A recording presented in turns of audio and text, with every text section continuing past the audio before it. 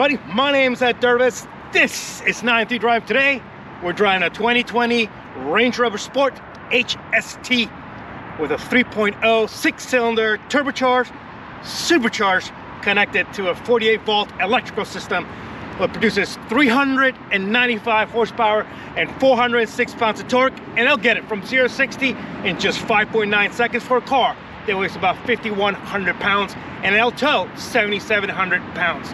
So with that all being said, let's get this show on the road and let's see what this Range Rover Sport HST has got to offer. Okay, let's get inside the Range Rover and let's see what it's like inside.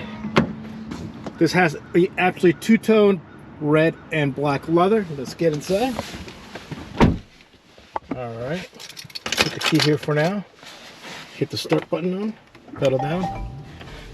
First thing you notice, you got two screens. You can swipe and take you to the different settings that you might need. You can always just go home, right there.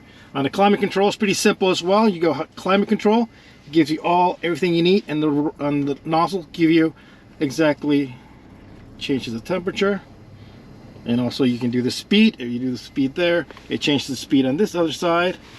And then if you go to seats, it gives you the seat warmers. So you, same thing, touch the nozzle, and it gives you that. And then you can go to vehicle right there, and it gives you the different settings that you'd want. Obviously eco and then off-road, and then obviously here is the dynamic, which is where 93 always likes to have their cars set on the highest sport settings. Let's go navigation. So you can see it's very simple, very intuitive. The screen in front, it is a 12.3, and you can configure any way you like, all through the buttons on the steering wheel. So overall, pretty intuitive, I have to say. And obviously you can set the settings here as well. It's got a nice little knob here for the shifter. Let's hop in the back for just a quick second and let's see what it's like. All right, here we go. I'm 5'7", and I got a little bit of room, but it's a little tight. But back here you do have also your controls as well for your heating in the back. One of the things that is pretty cool is that when you turn the car off, the shade on the sunroof actually closes, and then when you open it up, it opens up for you. But as you can see, the materials in here are exquisite. The combination of the red and the black really does look sharp. So let's get the show on the road and see what she drives like. All right, here we go. Driving the Range Rover Sport.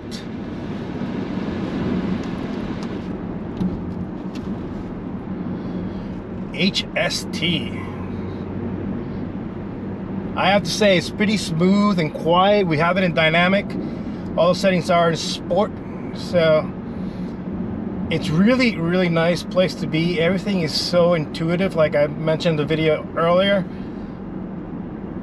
Yeah, you just touch everything, it just glides smoothly. Got to open traffic here. We'll drop the hammer a little bit. You know, it's not lightning fast, and it, you know, for a car that weighs about 5,100 pounds, yeah, it's carrying a lot of mass.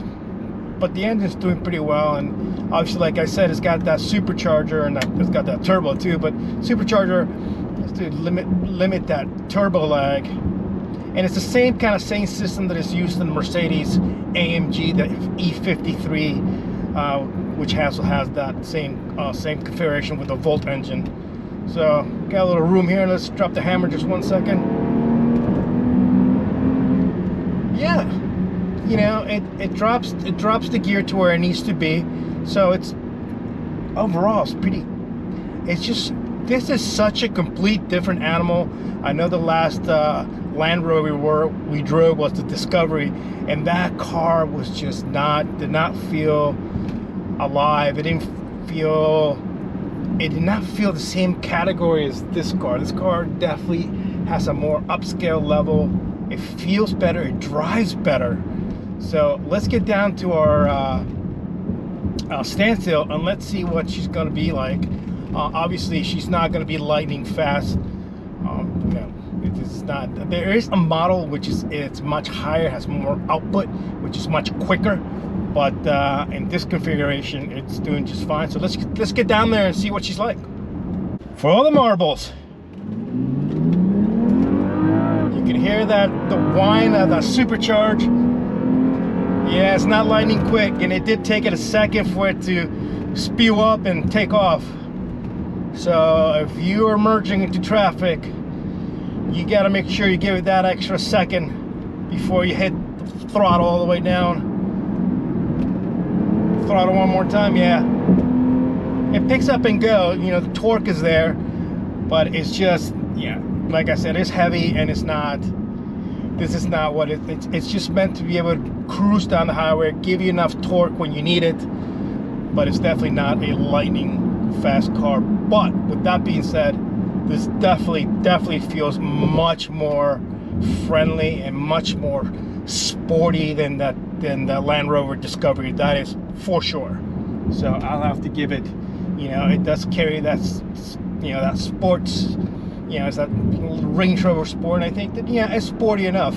And obviously if you get to the larger Range Rover, it would not handle, because it's got much longer wheelbase. So we'll have to find one with a long wheelbase and see what that one's like. So, but meanwhile, like I said, it feels solid, it feels well planted, and it just likes to go. And one of the things that this car really has nice is it's got this really nice all Alcantara steering wheel all the way around, and it feels fantastic. Although I'm sure that after a couple years of wear and tear, it's not gonna look and feel as it does right now. But anyway, let's get down to a twisty and see what she's like down there, and then we'll do our final thoughts. Here we go, 9 and 3 driving on our favorite twisty road. A little body roll right there. We got an aerodynamic sport.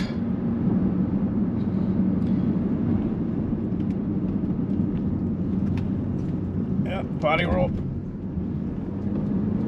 Yeah, it's a lot of body roll. There's not a lot of information coming back from the steering wheel. It's soaking up the bumps pretty well. But you could tell that it's definitely a tall car. And you can feel the body roll in all the turns. We're coming up to our turn where there's body roll in mostly every car, because the way this turn is angled. Yep. You definitely have to be very, you know, cautious if you decide to go a little bit quicker than we are. And I don't think that this car really likes it. I'm going up the hill. Let's see if it likes transition. Give a little more gas. Yeah, a lot of body roll with it, really. Yep. It's not a big fan of the twisties, that is for sure. So we'll have to take some points away from that sports badge. All right, we've got to that point of the video. Final thoughts on the Range Rover Sport HST. You know, I didn't really like the twisties that much. You did have a lot of body roll. You couldn't carry a lot of speed. So we took some points off that sports badge. But here, just cruising back, soaking up the bumps, this dynamics, complete all sport. It just feels at home. It feels fine. You know, you could just drop the hammer, and it picks up speed pretty quickly. Yeah, obviously, it's no rocket ship. There's no real feel from the brakes. I don't know if I mentioned that in the video when we were going around the twisties, but overall, you know, but appointment-wise, it's actually beautiful. Everything feels really soft to the touch. The leather feels really, really high-end. All the controls are, like I keep saying, are very intuitive. Everything works really easy, very easy, friendly car to get in and just know exactly what you do, what you have to do to get it, you know, the right setting just for you. So it's, in that regard, it's perfect. It does have paddle shifters, but I don't think anybody who purchased this car would ever use the paddle shifters. There's really no need for it. But on that, you know, I love the fact that we got the huge display in the front. I got the map in front of me. I also do have the map over here as well. And then obviously it gives you, we have set up where you have it shows me the car, it shows me the layout of the car, shows me what dynamic it's on. So overall, it feels pretty good. It just rides very soft, very smooth. You can easily just eat the miles on the highway, take it on a trip. You got plenty of room to carry friends, luggage in the back. Obviously you got the roof racks and the roof rails up top, so you can put a stowaway bag on top as well. So overall, this car is just meant to be able to cruise down the highway a good amount of speed and really get you there comfortable. It is a little bit tight, so if you are a little bit on the taller side, your passengers in the back would have a hard time fitting in. Like I said, I was 5'7", I showed you earlier, and the seat came back to be pretty close to my knee. I still have a little room, but it's still pretty close. And as you can see, we're going around here on our transition, and it's doing okay, but there's the body roll right there. You can feel the body roll. But other than that, it's soaking up the bumps pretty well. There's no knuckleheads here in front of us like we have the last couple of videos. But anyway, yeah, it drives just smoothly. And then you get on the road here and you just give it a little gas. You get a little whine of that supercharger, but it just picks up enough speed that you feel comfortable, safe. So overall, it's a really nice car. It's definitely a nice Range Rover. High-end sound system. The only thing that I have to say about these cars is that, you know, just if you buy a car, like example, this is a 2020, and I would recommend getting an extended warranty on it, because they are a little bit notorious for having issues, especially electrical issues, and you can't hear it, but when the car is standing, there's something off. There's something going on by the passenger side. There's some kind of whining, and I'm not sure what it is, but it does sound kind of electrical. So that's why I bring that up. But other than that, yeah, there are a few things that, you know, but other than that, quality-wise inside is beautiful, absolutely beautiful. So with that being said, I hope everybody's having a fantastic day. I can't wait to catch everybody in the next video. Do follow my friend JT at jt.benz, and do follow me at @_Durbis on Instagram. And if you haven't subscribed, hit the subscription, thumbs up, share the video, comment. It does help. I appreciate everybody who's comment, including the people from over the pond of the ocean. Thank you so much. I appreciate it. I'm glad that we're catching people from the other side. And like I said, until then, bye.